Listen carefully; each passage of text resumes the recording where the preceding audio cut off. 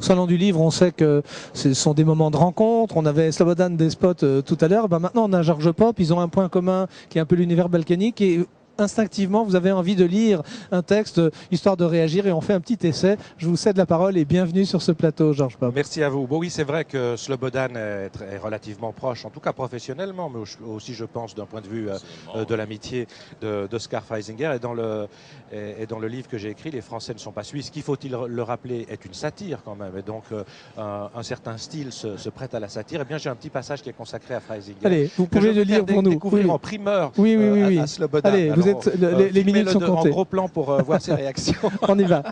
On peut zoomer. On suit les instructions du maestro. Allez-y. En général, les Suisses se méfient des initiatives. Beaucoup butent sur l'inacceptation d'une majorité de citoyens.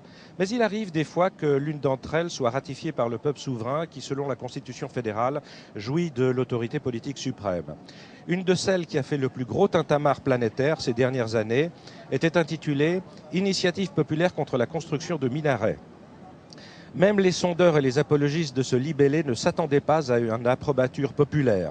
Ainsi, à la minute où le verdict des urnes fut claironné, l'un des plus exaltés partisans de cette initiative, prénommé Oscar, charismatique patriote valaisan d'ascendance en partie autrichienne, se trouvait par anticipation avec quelques journalistes sous le bulbe d'une mosquée pour débiter le moment venu quelques répliques médiatiques.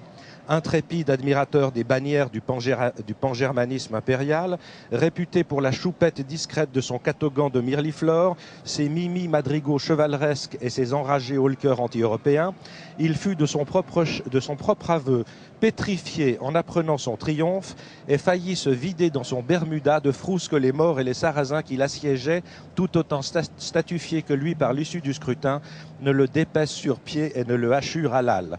Il n'en a rien été. Le Trouvert Boutefeu s'en est non seulement sorti indemne, mais il a même conquis ultérieurement un siège au gouvernement de son canton, servi par son indéniable faconde et porté par une déroutante déferlante populiste. Voilà, on est dans le style. Une impression à chaud. Moi, j'ai raconté la même scène dans le livre que j'ai consacré à Oscar et les minarets, qui est paru chez Favre. Donc, c'est comme le Mont Blanc, on le voit soit de Courmayeur, soit de Chamonix, n'est-ce pas? Absolument, oui. Voilà. Oui. Donc, c'est une manière amusante de voir la chose. C'est vrai, il me l'a dit, je confirme, qu'il n'en menait pas large lorsqu'il s'est retrouvé dans cette mosquée avec des gens qui, de cordiaux, sont tout d'un coup devenus extrêmement menaçants à son égard. Donc il a dû se rechausser très rapidement. Et il a même songé, paraît-il, un bref moment, à partir en exil dans les pays scandinaves. C'était peut-être pas le bon endroit. Alors, je vais vous laisser conclure ça en antenne. Nous, on va parler de votre livre. Merci pour la visite. On enchaîne, George Pop. On va parler de votre ouvrage. Les Français ne sont pas suisses. C'est déjà un succès de librairie. Ce livre, Les Français ne sont pas suisses, c'est une satire, on dirait, au temps moderne. Disons, le livre est dans le style satirique, c'est indéniable. Oui. Alors c'est un style très... Pour vous qui êtes grec, qui vivez en Suisse, qui avez d'origine grecque, je suis suisse évidemment et grec aussi. Vous voyez, je suis un de ces Suisses qui a, si vous me passez l'expression, le cul sinon entre deux chaises, en tout cas entre deux pays. Alors quand on est à Genève ou quand on est à Lausanne, mais à Genève de manière plus marquée, on peut habiter, ce qui est mon cas, à 500 mètres de la frontière. Quand on écoute parler français, on se dit que la France n'est pas loin. Votre livre est un passage assez exhaustif de tout ce qui pourrait agacer les uns comme les autres. Un peu comme si vous m'invitez et je vous dis tiens, fais-moi donc ton café turc. C'est un peu ça. Hein. Oui, non, alors je m'offusque pas du café turc. Il m'arrive. Non, mais les Turcs et les Grecs, oui. Mais vous savez, en Turquie, on boit surtout du thé. Ce sont les Grecs qui boivent du café turc, en l'occurrence, qu'ils ont rebaptisé café grec. Exactement, Greek coffee. Rendons à César, ce qui est à César. Historiquement, on appelait ça un café turc. Alors, il y a plusieurs batailles linguistiques, sensibilité, comportement. On prend quelques exemples. Vous en avez donné un en primeur. Donnez-nous un exemple typique, de ce qui différencie. Et comme tout linge sale qui se lave en famille, en fait, c'est blanc et blanc bonnet. Alors bon, avant d'en venir au coup de boutoir contre nos voisins français, je tiens à dire que c'est aussi une manifestation d'amour à l'endroit des Français. Et j'écris noir sur blanc que nous ne pourrions pas nous passer des Français, notamment la région de Genève, dont on sait très bien qu'elle ne serait pas viable sans l'apport non seulement des frontaliers, mais aussi des Français qui vivent à Genève. Alors, voilà. Bien avant les frontaliers, c'est la langue française. Alors, la langue française. C'est vrai que j'ai cherché, par exemple, à qualifier l'accent français par rapport à l'accent suisse. Et c'est très difficile difficile parce que les Français, eux, caricaturent l'accent suisse et ils Oui, font semblant. ça c'est une ils correction. inventent un accent qui n'existe pas vraiment. Oui, qui chez nous. ressemble à l'accent Alors, au Savoyard, si on se souvient des voilà. Jeux Olympiques d'Albertville, par exemple. Alors hein. moi j'ai appelé l'accent français l'accent colonial parce qu'en fait ça résume bien. Voilà, certains ont l'impression d'être colonisés, mais ça. Mais vous savez d'où vient fédère. où est la bataille? Elle se situe en France? La bataille de l'accent. De l'accent. Quel Non, est le vrai dites-moi. accent? Ah bah c'est. Ah oui, le vrai accent. tout par exemple, Orléans, voilà, c'est l'accent bourguignon. Exactement, c'est l'accent oui. orléanais. Oui. Ça, c'est l'accent, dit-on, qui est l'accent authentique. Hein. Oui. C'est pas le titi parisien qui parle un petit peu comme un klaxon de fort de thé. Non, c'est l'accent de Dijon peut-être. Voilà. Voilà, même un peu plus au nord.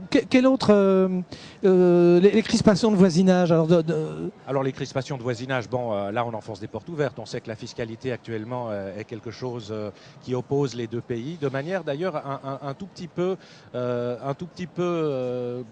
constipant, je dirais, un tout petit peu constipant, d'une manière un peu constipante. Mais bon, ce que je voulais faire en quelque sorte en écrivant ce livre, c'est dire à nos amis français, à nos voisins, et surtout ceux de la France intestine, hein, parce que récemment j'étais au Salon du Livre de Paris et c'était amusant de voir les Alsaciens, les Francs-Comtois, les Savoyards venir vers moi avec un grand sourire, parce qu'il y a une forme de complicité malgré tout. En revanche, mais ça Français, c'est presque ethnique. Absolument. Ce qui prouve bien qu'on fait quand même partie d'une même région. Hein. Oui. Et en revanche, alors ce que j'appellerais les Français de la France intestine, notamment les Parisiens, venaient vers moi avec beaucoup plus de méfiance. Et ils étaient encore, et ils sont encore nourris, disons, de la lecture de Jean Ziegler, qui est quand même le 3e auteur suisse le plus lu. Qu'est-ce qu'il a fait avec sa Suisse au-dessus de tout soupçon? Du bien ou du mal? Alors, écoutez, je laisse à chacun, en fonction de son idéologie et de ses options politiques, le soin de trancher. Mais le fait est que lorsque je vais en France et que j'appellerais ça un tout petit peu par raccourci des Ziglériens, eh bien, ils me décrivent un petit peu la Suisse comme un pays de vampires qui se nourrissent des biens des plus pauvres. Et j'essaye d'expliquer, en définitive, à travers ce livre, que non, à travers ce livre, par l'ironie, par l'humour, que non, il n'y a pas que ça en Suisse, que notre prospérité n'est pas simplement liée au secteur bancaire, qui représente aujourd'hui 10% seulement de l'équivalent du CAC 40, qui s'appelle ici le SMI, alors que c'était 20% il y a 20 ou 30 ans. Et puis, j'essaye d'expliquer aussi aux Français, n'oubliez pas que nous figurons quand même parmi vos premiers employeurs. Il y a 150 à 170, vous notez, je ne dis pas 160, oui, 170 000, on fera une traduction. à 170 000 frontaliers dont on a besoin et qui contribuent à notre prospérité. Mais n'oubliez pas que aussi nous sommes le 4e investisseur en France même, la Suisse. Donc avant de nous asticoter méthodiquement et systématiquement pour le secret bancaire, pour la fiscalité, n'oubliez pas que nous contribuons aussi à votre propre prospérité. Et tout cela, naturellement, sur un ton qui ne se veut pas suffisant, parce que je n'ai pas de leçons à donner. Donc j'ai choisi le ton, effectivement, de l'humour et de la satire. Voilà, Georges Popp, vous avez dit un double oui. Vous allez revenir cette semaine et on va parler un peu plus en détail de votre livre. On a un peu perdu de temps grâce à Slobodan, mais c'était tentant que vous lisiez la petite accroche d'Oscar Freisinger. Un petit avant-goût du style aussi. Un peu alambiqué, mais le style, mais on en reparlera. Alambiqué ou pas, est-ce que vous avez écrit en français ou en suisse? C'est un autre problème. Merci Georges. Vous devez filer en signature parce qu'il faut monter vous êtes déjà à plus de 6000. Et puis permettez-moi d'adresser à vos lecteurs une petite bénédiction laïque et helvétique. Voilà. Merci beaucoup. Merci.